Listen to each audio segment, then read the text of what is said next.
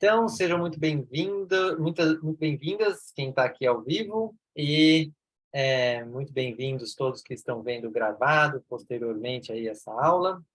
Hoje nós vamos falar da palestra 32 do Petro, que é a dificuldade em tomar decisões. É um tema que eu acho muito interessante, que mostra como o Petro, que ele é alguma coisa, é um caminho de autoconhecimento, mas também um caminho que fala dos temas da vida prática, assim, do dia a dia, das coisas que a gente tem aí de dificuldade como ser humano que somos. Chegou mais a Sabrina aqui, seja bem-vinda, Sabrina. Nós já estamos começando a aula, que é só dar um oi para a gente saber quem você é. Mas também, se não quiser abrir o vídeo, tudo bem, essa aula está sendo gravada. Mas só fala aí se está tudo bem. Dá um oi por áudio, se quiser.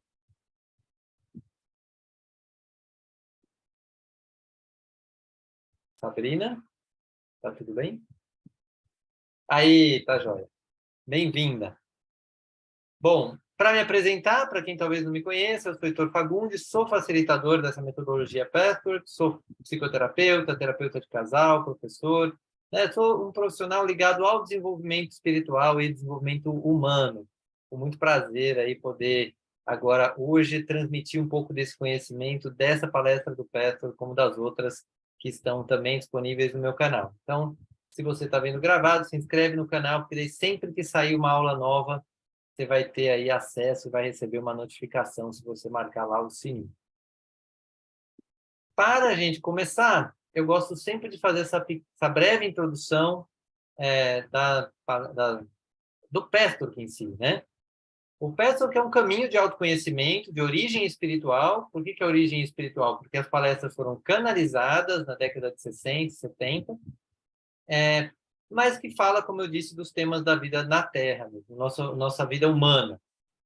É organizado pela Petro Foundation nos Estados Unidos, que autoriza o Petro Brasil a utilizar esse material, inclusive tem as normas para formação de facilitadores, tem todo um processo para se tornar um facilitador, só a parte de facilitador toma aí em torno de 6 anos, para que todo facilitador Petro tenha vivenciado e vivencie no dia a dia essas palestras. E é um caminho, né, de autoconhecimento que usa 5 ferramentas: a prece, a meditação, a leitura das palestras, o estudo em grupos de estudo e a revisão diária, que é um exercício específico, né, que o Petro traz como base. Então, essa é uma breve introdução do Petro. No final, eu vou dar mais algumas informações para quem quiser saber mais. E para a gente usar o próprio Petro aqui na nossa aula aberta, eu começo sempre com um momento de prece e meditação.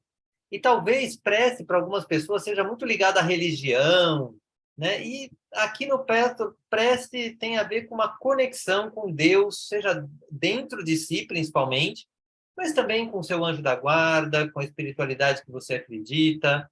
Então, a prece ela não precisa ser de uma religião específica, e talvez você nem tenha alguma religião, mas goste de fazer uma oração. Então, é nesse sentido que está aqui a prece. E no Pastor, a prece é o prelúdio da meditação. Na prece, a gente usa a mente para criar, né, uma prece, e depois, na meditação, a gente vai muito para o que a gente sente, para o que a gente vivencia quando a gente silencia um pouco. Tudo bem? Então, eu vou convidar vocês a fechar um pouco os olhos, se colocar numa posição onde você sinta seus pés no chão, você sinta o apoio dos seus pés no chão.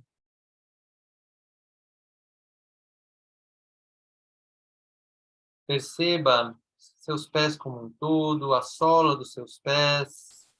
Talvez ela esteja no calçado, talvez ela esteja diretamente no chão. Vai percebendo, levando a sua atenção às suas pernas como um todo, desde os pés até os joelhos, até as coxas, até os quadris, o quadril. Também percebendo esse apoio na cadeira, no assento onde você está.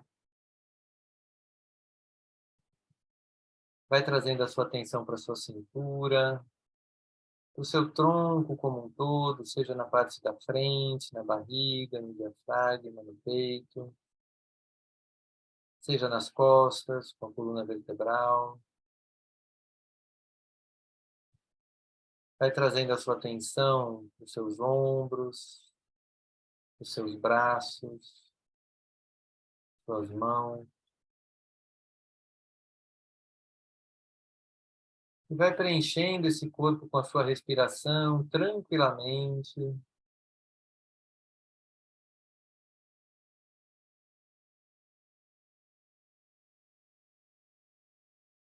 Vai trazendo a sua atenção para o seu pescoço, para a sua nuca, para o seu queixo, boca, nariz, olhos, testa, topo da cabeça. E note que assim você entrou em contato com todo o seu corpo. E a sua respiração pode preencher esse corpo como um todo.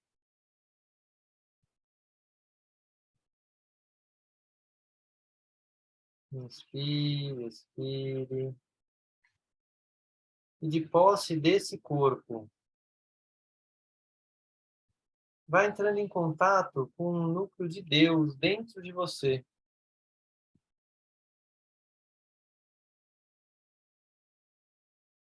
Como se isso fosse um ancoramento na sua centelha divina.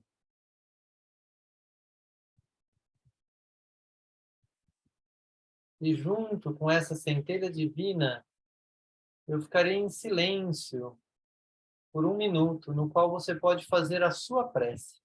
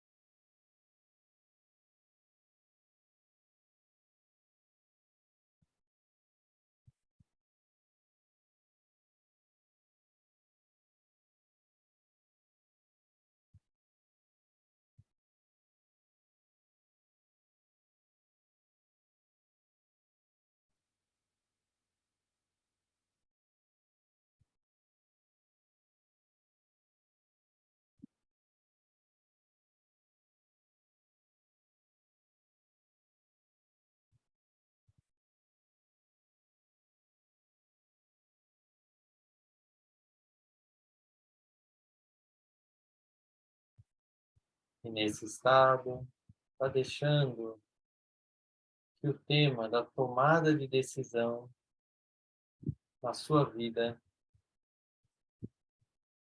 se apresente para você. Deixe que chegue para você a área da sua vida na qual tomar decisão está desafiante. Pode ser no seu crescimento espiritual,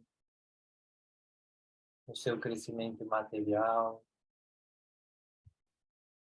no seu crescimento emocional,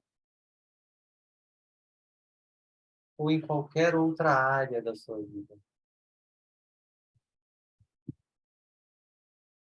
Perceba no seu corpo a dúvida,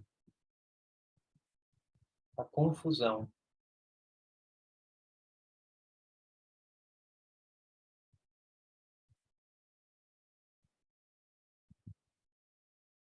O que dificulta a tomada de decisão.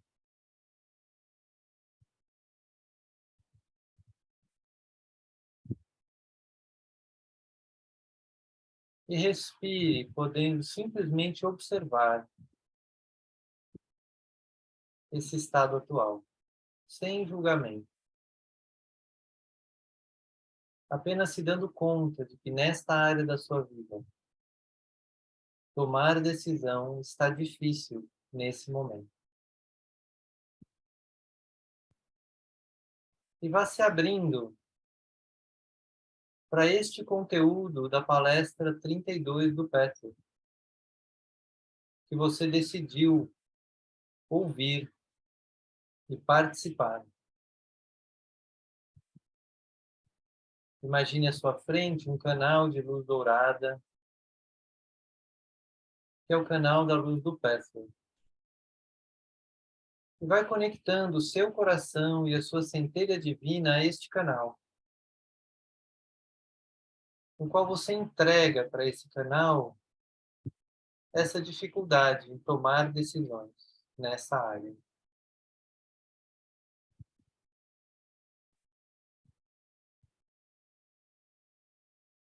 E você pede ajuda para estar aberta ou aberto, para compreender a resposta e o conteúdo desta palestra.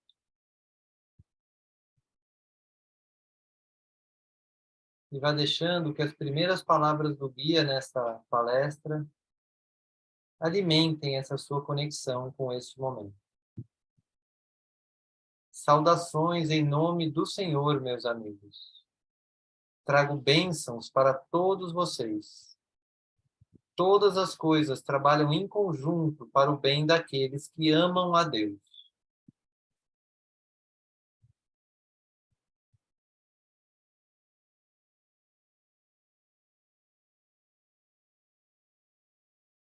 Vá respirando, inspirando, expirando.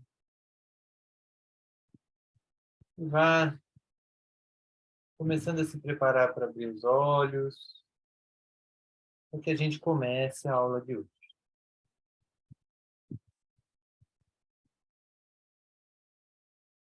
Inspire tranquilamente. Se quiser fazer alguma anotação do que veio para você, a área da sua vida onde tomar decisão está um pouco desafiante.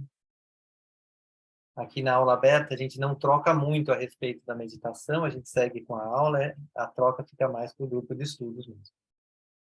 Então, para quem está aqui ao vivo, está todo mundo bem? Põe um sinalzinho aí, só para eu saber que vocês estão de volta. Olha, a Suzana está de volta, a Sabrina está de volta, Mônica. Estou aqui, tudo bem. Tá, joia. Então, vamos começar com esse tema que ele traz logo nessa primeira frase, que eu achei importante trazer, porque a palestra, às vezes, nem sempre é direto no tema título, né? Quem que poderia ler essa parte aí, esse trecho? Eu posso. Amor a Deus. As palavras aqueles que amam a Deus não querem dizer apenas que vocês acreditam em Deus ou declaram amá-lo ou dizem as suas orações. O verdadeiro amor a Deus significa trabalhar espiritualmente, desenvolver-se e chegar a conhecer a lei divina em todos os aspectos psicológicos que dizem respeito a vocês pessoalmente.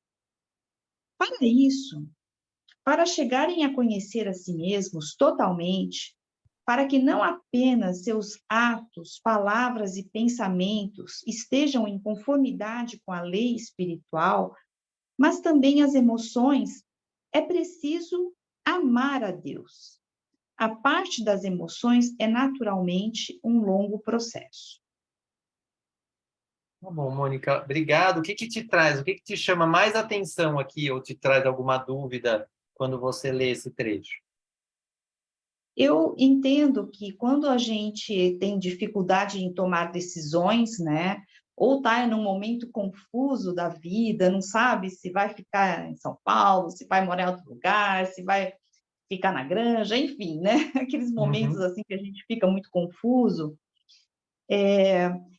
eu entendi muito internamente esse texto, no sentido de quando a gente vai tomando decisões mais perto de Deus, a gente fica com mais tranquilidade, mais serenidade, porque parece que a gente está indo de uma forma correta. Mas quando a gente está tão fora de si, tão confuso, às vezes toma algumas decisões que não estão assim tão alinhadas, digamos assim, eu acho que a gente se afasta de Deus e percebe que o amor a Deus não está dando certo. Foi o que eu entendi. Tá, não, você ainda ligou isso com o tema da palestra, né?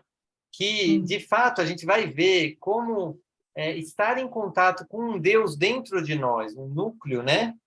Dentro de nós, divino, nos ajuda, sim, a tomar decisões melhores. Que é, talvez, onde você sinta mais calma, mais clareza, mais firmeza para tomar uma decisão. Sem dúvida.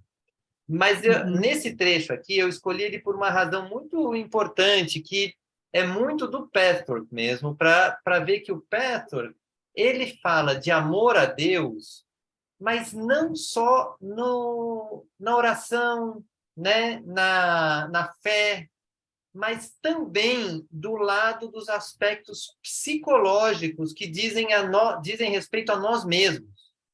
Então, para o Pastor, nós temos uma camada de negatividade e que amar a Deus é trabalhar essa camada e realmente nos conectar com o amor à divindade dentro de nós.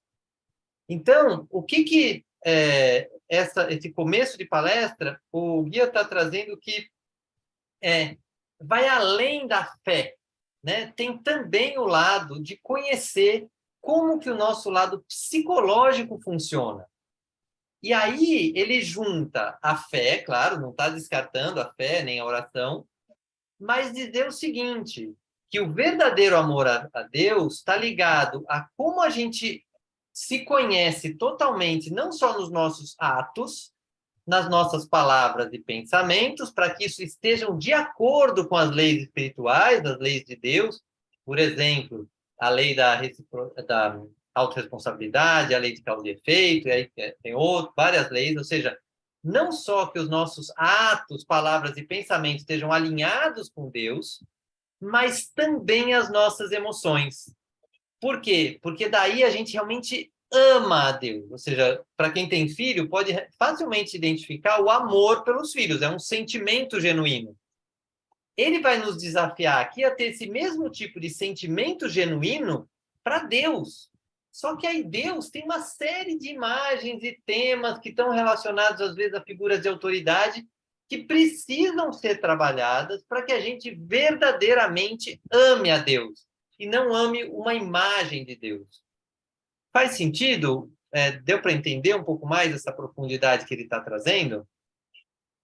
O que eu entendi, Heitor, é que, assim, quando a gente tem um autoconhecimento, a gente tem essa camada de negatividade que nos afasta de Deus e, enfim, acho que o amor a Deus também envolve a gente ter realmente o autoconhecimento de como somos. Talvez seja isso. Eu acho que a chave que ele quer trazer é que o autoconhecimento e a transformação de nós mesmos significa um caminho para chegar a sentir genuinamente amor a Deus. Então, o amor a Deus deixa de ser algo abstrato, né? Deus deixa de ser algo abstrato para se tornar algo tangível, emocionalmente, mentalmente e fisicamente. Esse é o desafio que ele traz. Vamos lá, agora, o amor aos semelhantes. Quem pode ler?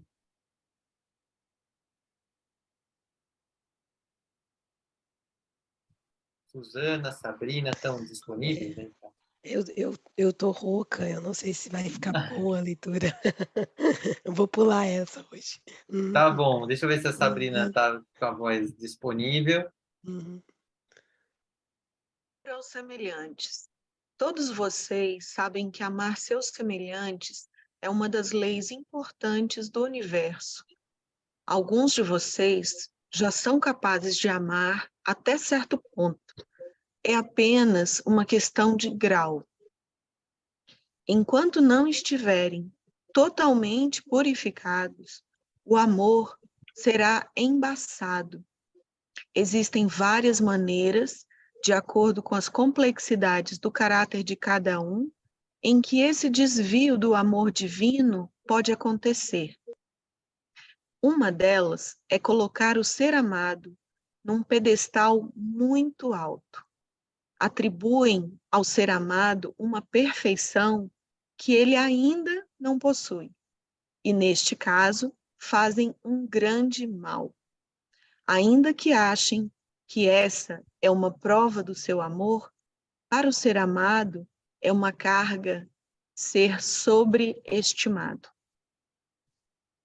Obrigado, Sabrina. O que vem para você de dúvida? O que trecho te pega mais aqui?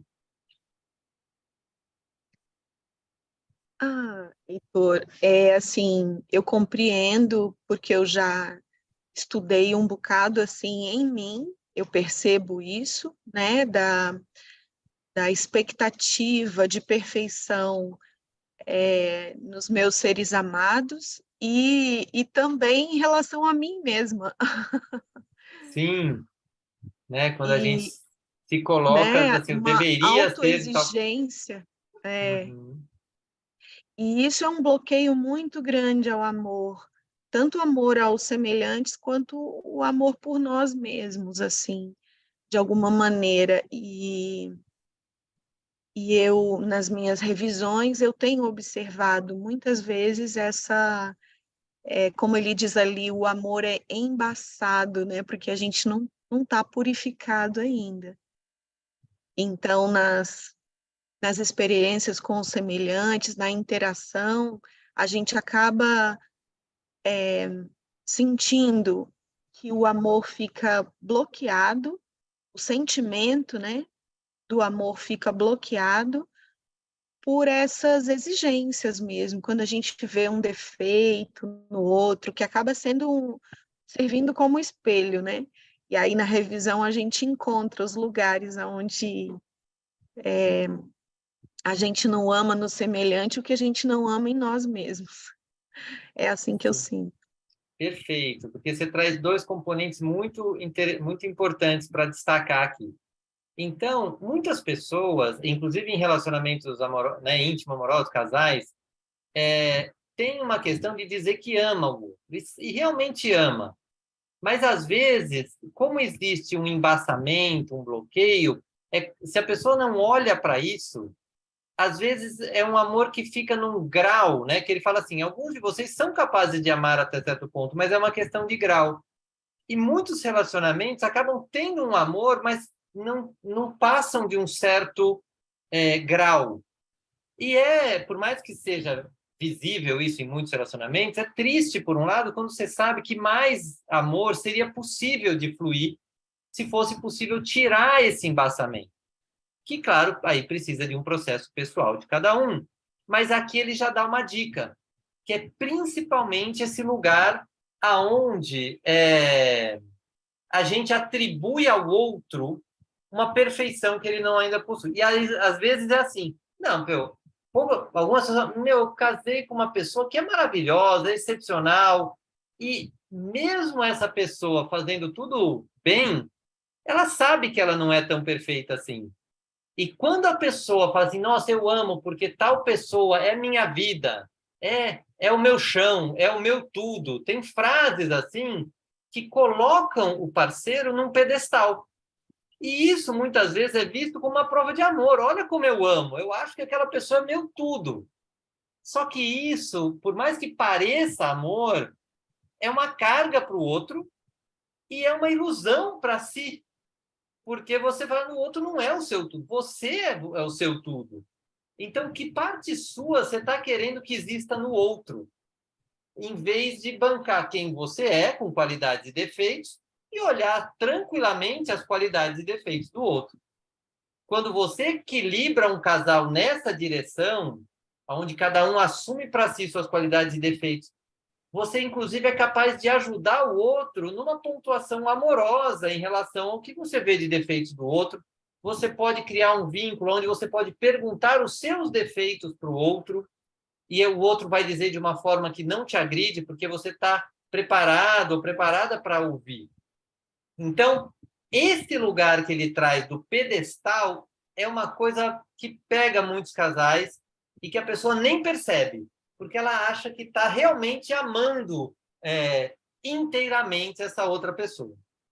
Agora, também não é só isso. Ele também coloca nesse trecho que tem complexidades de caráter de cada um, aonde esse amor pelos outros também se desvia.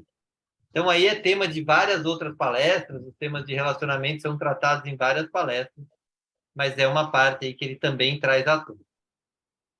Então, eu vou ler esse trecho, porque a Suzana está com a voz um pouco rouca, vou pegar esse trecho aqui. A busca por amor. Todos os seres humanos sentem fome de amor. A maioria busca o amor da forma errada, ou seja, primeiro querem recebê-lo e depois, talvez, dá-lo, desde que isso desde que não haja nenhum risco envolvido. Esse anseio pelo amor parece obrigar a pessoa a se esforçar e lutar por manter a imagem idealizada, acreditando que, se não o fizer, o amor poderá ser comprometido. Sente-se compelida a criar um eu máscara, no qual, naturalmente, jamais se sente à vontade. Sondem se, quando amam alguém, vocês não exigem perfeição demais. Se a resposta for afirmativa, esse amor não é bom nem saudável, e tampouco benéfico para você ou para o ser amado. Então, aqui, o trecho traz assim recados muito fortes. Primeiro, a gente nunca pode esquecer que o nosso anseio por amor, ele existe, ele é genuíno. Por mais que a gente, inclusive, coloque camadas e máscaras lá dentro, nós sempre temos esse anseio vivo e que ele está disponível para ser colocado no mundo. E que a gente, nessa busca, às vezes acaba tentando manter uma imagem idealizada, que é assim, eu vou ser perfeito, eu vou ser perfeita para o mundo, porque se eu for dentro das regrinhas, eu vou conseguir que alguém me ame. E aí, eu conseguindo, se eu receber esse amor, aí talvez eu possa dar, desde que eu não arranhe essa imagem. Então, a criação desse eu idealizado dificulta demais o amor, que na verdade é o que a gente quer. E aí ele traz esse recado, assim, que tal sondar quando você ama alguém se você não está exigindo perfeição demais? Porque se você estiver exigindo perfeição demais, ou do outro, ou de si mesmo, tem aí uma máscara. E essa máscara não é benéfica, não é um amor saudável. É um amor de uma imagem. Aqui tem algum comentário de vocês, alguma dúvida?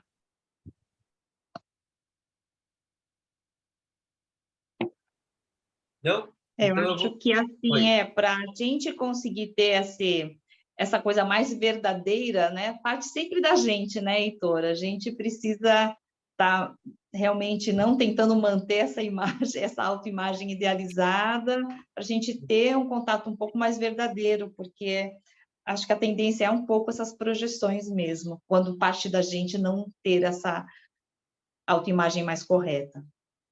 Exato. E você falou uma coisa, Mônica, que é muito chave, assim. Eu também, atendendo casais, eu vejo que muitas vezes a pessoa fala: se o meu parceiro mudar, aí o relacionamento melhoraria. Se a minha parceira mudar, ou seja, só vai funcionar se os dois mudarem. Isso não é verdade. Porque muitas vezes eu já atendi pessoas que mudaram a própria postura e o relacionamento se transformou. Questões que estavam assim tentando se resolver entre os dois, mas não dava certo de resolver. Agora, a hora que a pessoa parou e encarou o seu pedaço, nossa, ela conseguiu ser mais clara com o parceiro e fizeram novos acordos quase que automaticamente, sem ter que brigar por nada, mas ela achou o ponto nela que estava difícil dela assumir. Então, é muito importante que cada um saiba que, seja o homem, seja a mulher que começa a fazer essa busca pessoal, é muito possível transformar um relacionamento. Ou até conseguir um relacionamento, que é outra área que as pessoas também acham que só se a pessoa for assim, o assado, e não precisa ser. E aí, para dar um exemplo do que é essa máscara, né? Eu gosto de trazer esse slide porque ele dá uma forma mais visual. Que é o que o Pastor vai dizer? Que nós temos vários eus, mas 3 deles são esses. Então, Nós temos o nosso eu maior, aonde nós temos nosso amor, nossa alegria, nossa sabedoria, que é parte da nossa centelha divina. Temos o nosso eu menor, que é o nosso medo, nosso orgulho, nossa teimosia, que a gente não quer mostrar para ninguém.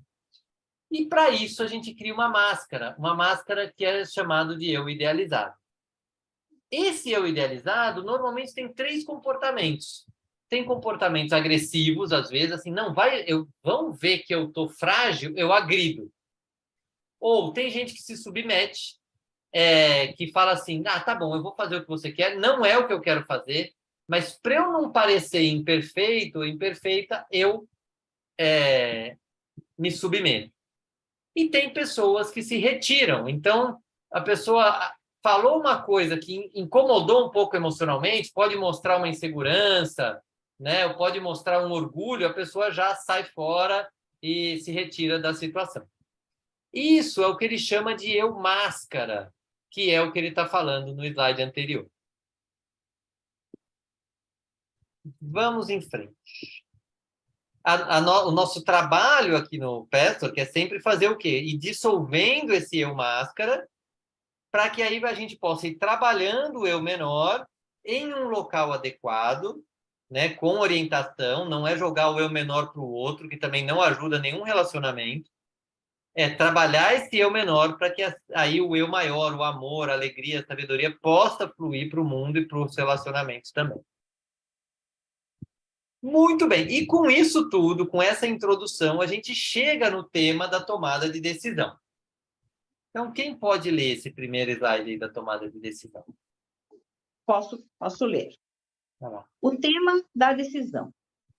O tema da decisão é muito importante na vida do homem, pois tudo é decisão.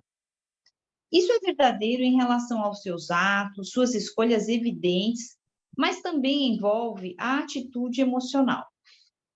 A maioria dos seres humanos é incapaz de tomar decisões bem definidas e maduras.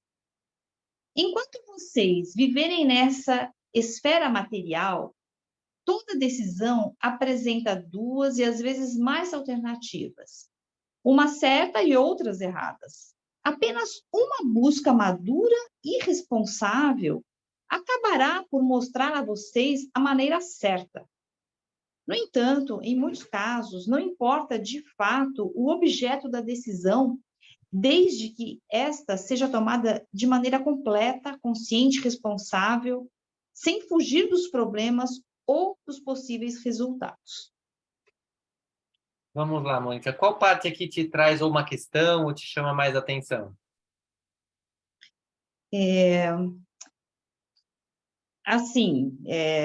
Eu acho que a gente tem que estar muito consciente mesmo, né, de todas essas implicações, e muito interessante a forma como você colocou, né, dessa parte do amor, porque no fundo, né, o que nos move sempre é o amor, né, então eu acho que no fundo é isso que nos move, acho que é por isso que você trouxe primeiro aquelas questões, né, e quando a gente for tomar uma decisão realmente responsável, que não deixar só a vida levar a gente, né? Muitas vezes a gente tem que realmente tomar essas decisões, apesar daquela música do Skank, que eu adoro, né? Vou deixar a vida me levar, adoro essa música, mas tem momentos na vida que realmente a gente tem que bancar. Às vezes a decisão não é a mais óbvia, mas às vezes tem outras implicações que no futuro possam nos trazer uma coisa melhor, né? Mas, enfim, tem horas que a vida nos coloca de forma a tomar uma decisão e a gente tem que estar inteiro nessa decisão. Eu entendi muito bem aqui esse texto dessa forma. Isso, e ele traz para a gente, né, a questão de tomar decisões bem definidas e maduras. E até, por exemplo, deixar a vida me levar pode ser uma decisão bem definida e madura. Mas pode também ser bem definida e não tão madura assim.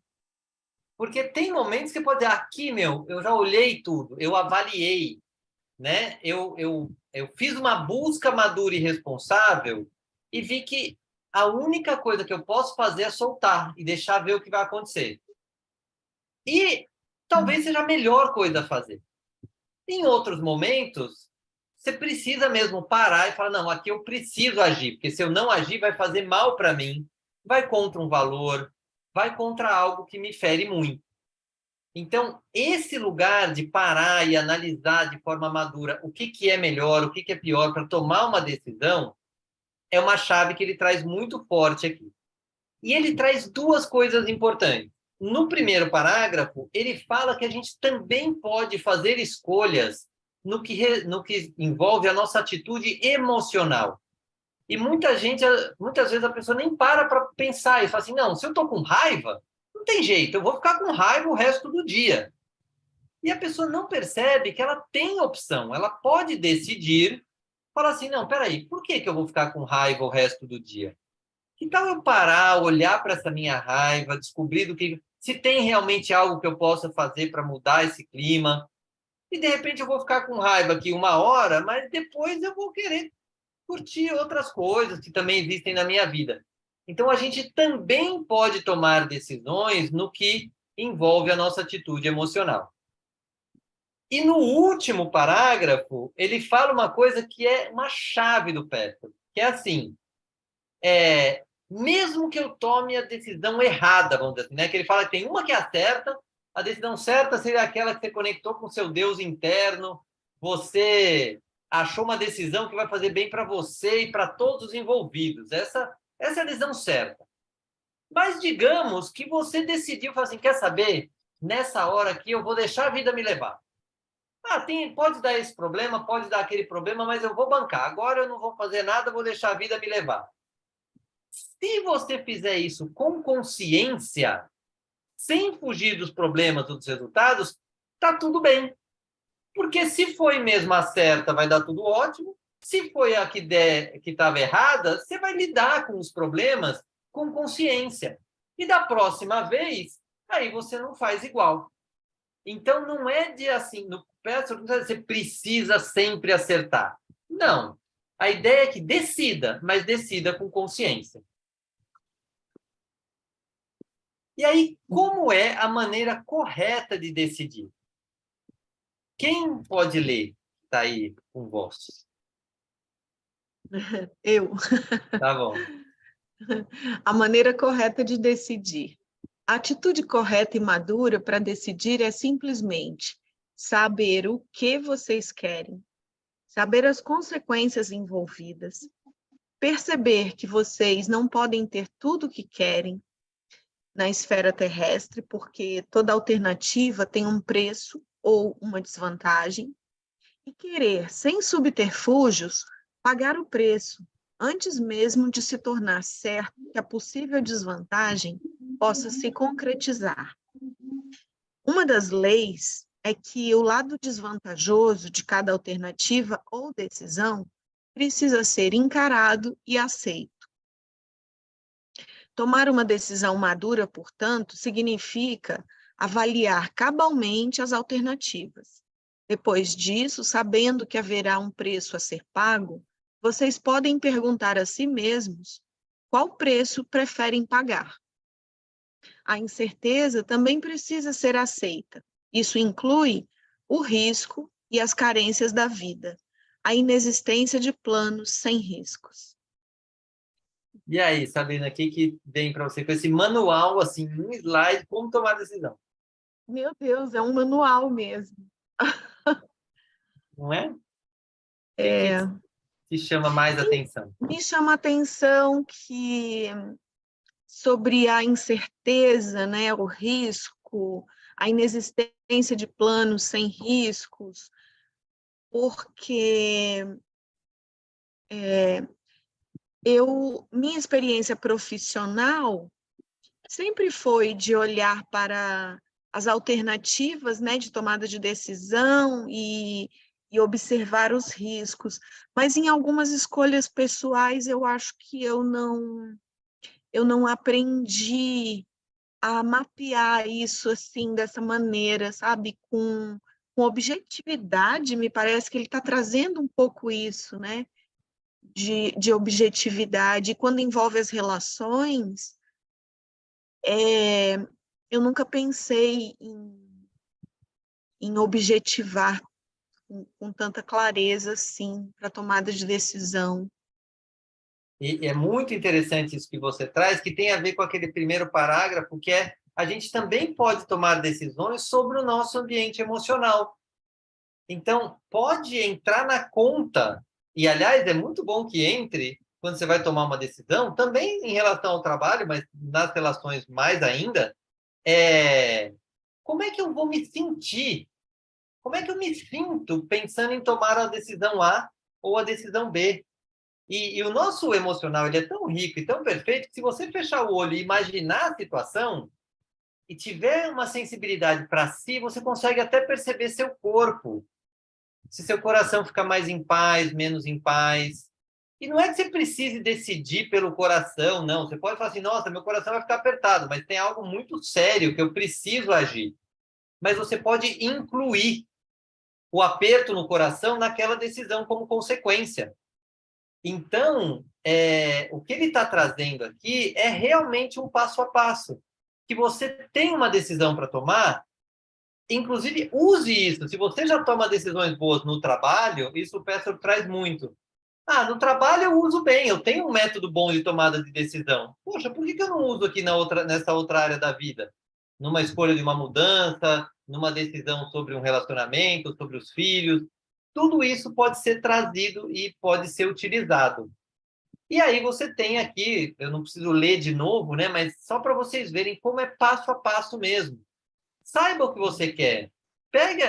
Liste as consequências, né? Depois, não dá para ter tudo. Cada alternativa vai ter uma desvantagem. E se você decidir pagar o preço, fala assim, não, aqui eu vou decidir essa aqui, tem esse kit de desvantagens possíveis, mas eu vou mesmo assim. Você, mesmo que a desvantagem aconteça, o que pode não acontecer, mas se acontecer, você já está preparado ou já está preparado. Deixa eu ver se eu consigo falar um pouquinho. Vai lá, Suzana. Se vocês me ouvem. Aqui eu também consigo conectar a questão do amor, do alto amor com querer, para uma permissão de trazer o que se quer para a vida, né? Então, assim, tem tomadas de decisões que muitas, no meu caso falando, eu às vezes quero algo, mas eu não consigo trazer esse alto amor, porque isso tem consequência para os outros, né? Outros vão perder.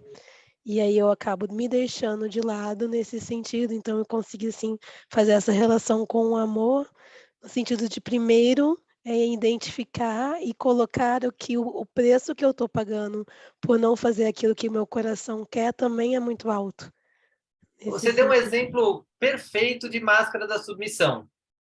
Você sabe o que você quer, aí você reflete que vai fazer mal, vai desagradar o outro, então nem o outro nem falou nada, mas você já se submeteu ao que você acha que o outro quer. Sim. E muitas vezes, o problema da máscara é esse, você vai para esse eu idealizado de que você não desagrada o outro. Quando você faz o que você quer, você mostra para o outro a sua verdade. Muitas vezes, o outro não se desagrada tanto. Ou se desagrada um pouquinho e fala assim, não, mas você está sendo verdadeira. Mas muitas vezes a pessoa fala, nossa, você gosta disso? Eu também.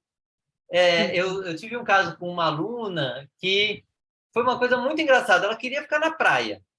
Só que estava todo mundo num táxi indo. Tinha mais 3 pessoas que iam voltar para o hotel. Aí ela falou, não vou desagradar, vou para o hotel. Ela queria ficar na praia. Chegou lá, ela comentou com uma amiga, dizendo, nossa, eu queria ter ficado mais um pouco. A amiga falou, também. Então, às vezes você dizer o que você quer para uma outra pessoa, a outra pessoa talvez tenha uma recepção totalmente diferente do que você imagina. Então, é um ótimo exemplo e tudo começa por aí. Se eu sei o que eu quero, você começa a, pelo menos, fazer um plano. E é muito gostoso se alimentar e conseguir realizar um pouco do que a gente quer. Legal. Obrigado, Suzana. Obrigada. E aí, ele vai trazer, uma mensagem que é muito importante, que eu vou ler, que é sobre a cobiça. Muitas vezes vocês esperam, sem que isso seja enunciado em palavras definidas, obter a vantagem de cada alternativa e ser poupados das desvantagens. Olha que gostoso seria, né? Cada alternativa você pega só o melhor e não tem as desvantagens. Na esfera terrestre, a maioria das pessoas é cobiçosa, não necessariamente do ponto de vista material, e sim emocional, querendo obter vantagens sem arcar com a responsabilidade das consequências dela. Isso é uma violação de uma lei espiritual. Então, esse é um conceito que ele traz aqui sobre cobiça, muito pé no chão, muito real quando a gente para sentir, mas nem sempre muito real quando a gente pensa mentalmente. O que vem para vocês com essa definição, essa visão da cobiça como querer um benefício sem pagar o preço? Uai, isso é um pouco da criança, né? Que a gente quer tudo. Ora, É. Né? a gente quer o almoço e a sobremesa e não quer pagar a conta, e é isso aí. Sim. Por É, isso que, às vezes, escolher é difícil, porque toda escolha tem um preço, né? tem a criança que, às vezes, ela é envolvida por uma energia de eu inferior, aquele eu menor que eu falei. Então, a cobiça, às vezes, está no lado da criança, mas, às vezes, está do lado do adulto também. Não, eu quis falar da criança ainda ferida, né? Isso, Que e a ainda está criança... naquela carência, isso. Sim, e eu estou reconhecendo o lado da criança, porque, às vezes, o nosso eu menor, ele capta a nossa criança. Então, isso acontece. Mas estou querendo chamar a atenção de que, às vezes, a gente, no adulto também, fala, numa área até onde eu me viro bem, mas fala, nossa, eu queria ter isto, isto e isto, sem pagar esses preços. Eu queria o melhor dos três mundos. E o adulto fica confuso, porque ele não consegue decidir. Porque como ele quer um benefício da A, da B e da C, o que o eu inferior, o eu menor faz? Ele fala, ó, se você escolher a A, você vai perder a B e a C. Se você escolher a B, você vai perder a A e a C. E assim por diante. O adulto fica confuso e aí ele não consegue escolher. Escolher vai significar parar com essa tentativa de ter os benefícios sem pagar o preço e escolher uma. Ah, essa aqui tem esses possíveis benefícios e tem esses possíveis custos. E aí você segura essa cobiça que quer tudo e escolhe uma. E aí banca essa. E aí vê o que dá.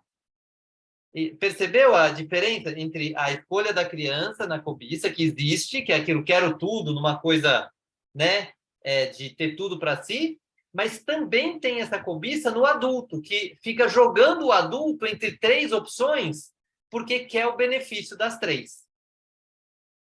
Ficou clara a diferença? Ficou claro. Ótimo. Porque tem os dois, a gente não pode esquecer que não é sempre culpa da nossa criança. O nosso adulto também se confunde com o nosso eu menor. Bom, gente, eu estou quase fechando a aula, eu quero dar mais dois recadinhos só. Então, para quem quiser informações sobre grupos de estudo, tem aqui no meu site com a minha esposa, vhterapias.br/password. E para quem quiser fazer um aprofundamento no tema dos relacionamentos, eu tenho 15 aulas online com 15 capítulos desse livro, que é o Criando União, com explicação dos conceitos, exercícios e meditações para fazer essa jornada pessoal com ajuda. Porque os textos, às vezes, como vocês viram aqui, eles podem ser um pouco complexos e um exercício, uma meditação pode ajudar. Aí, para finalizar, eu gostaria de convidar vocês para fechar um pouco os olhos e a gente absorver um pouco o fechamento dessa aula de hoje. Tudo bem? Então, vai fechando um pouco os olhos. Inspira, expira.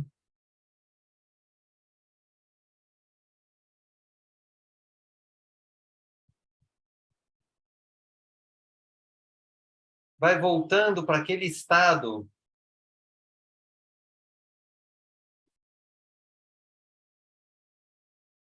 no qual você começou a aula.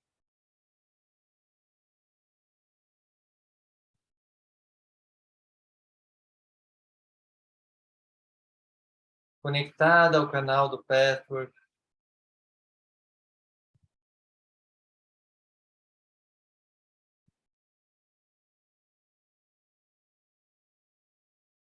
Percebendo que você trouxe aquele tema sobre a tomada de decisão na vida.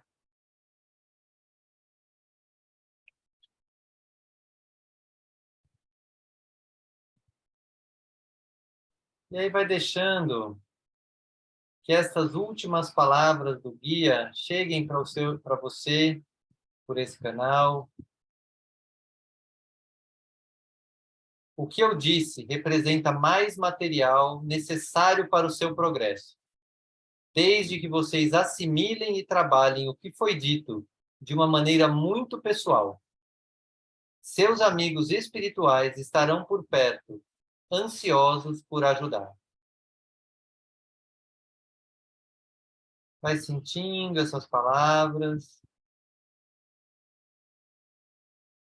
e vai se perguntando qual foi o principal aprendizado que você teve nesta aula.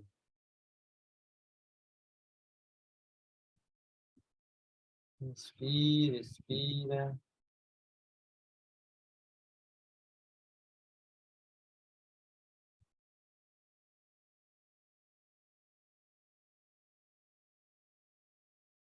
Enquanto você verifica isso, eu vou escolher a aula da próxima semana.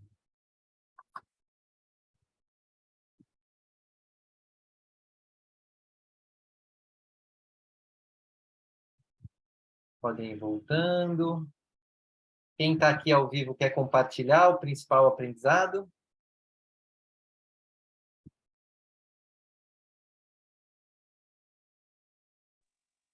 Oi, Heitor, eu acho que, assim, tive uma sensação de que as decisões já num outro plano já estão tomadas, assim, sabe? E que a gente tem que realmente dar um passo além, um passo a mais, né? E eu achei que essa palestra, assim, foi maravilhosa. Muito obrigada. Que bom, que bom. Vamos trazer essa consciência de manifestar e para isso estar em contato com Deus, né, dentro de nós para conseguir manifestar o que já é a melhor decisão. Obrigado, Mônica. Para mim, Sabrina. Uhum. O insight de hoje foi que algumas dificuldades é por causa da minha cobiça mesmo, viu? Que bom, que bom. Ótimo. Suzana.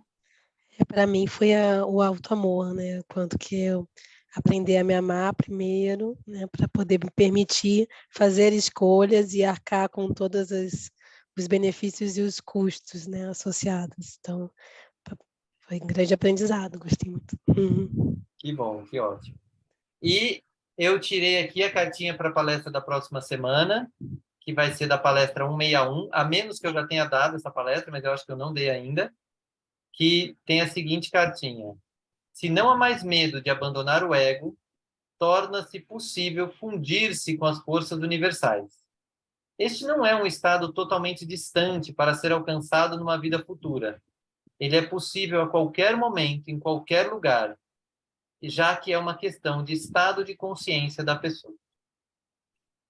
Então, com isso, eu agradeço. Quem quiser também, tá vendo gravado, quiser escrever o seu principal aprendizado, escreva, porque é muito bom comentar com os outros, sempre serve para mais alguém. Se inscreva no canal também.